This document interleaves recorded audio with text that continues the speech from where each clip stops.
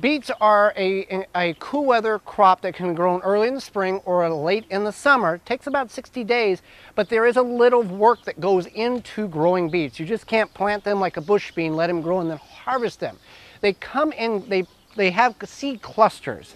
And it's just the way nature is. There's no way of dividing the seed clusters up.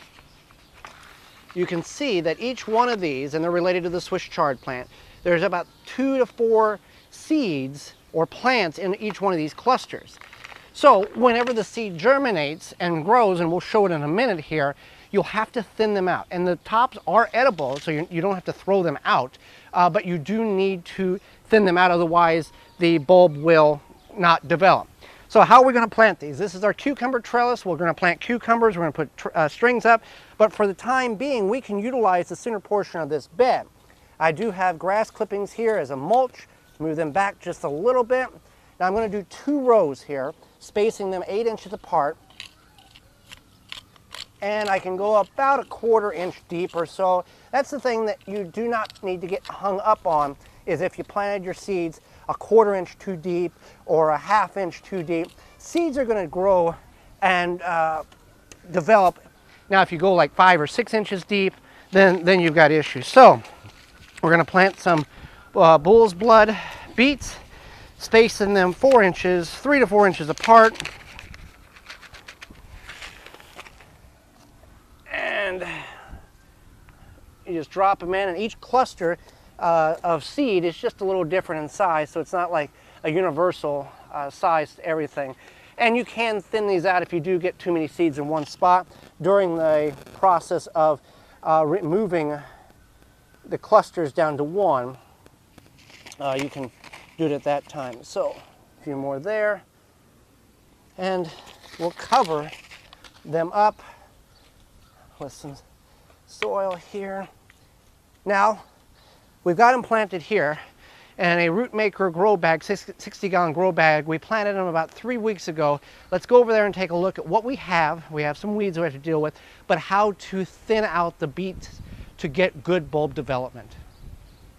All right, so we planted those beets. Now once they get germinated, each one of those seeds is a cluster of multiple plants. That's just the way nature produces them.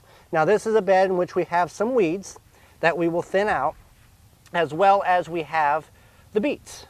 So for example, right there, we have 2 beet plants growing out of the same seed cluster.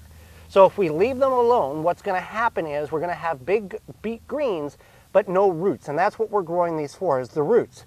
So what we want to do is we want to go in here and just cut one back. We don't want to pull it out because we'll pull and disrupt the roots of the adjacent plant. Here's another one. Let's look here. Here's a big one right here, and then we want to trim the ones next to it. And we'll just go through this bed, and here's another example here. I've got 3.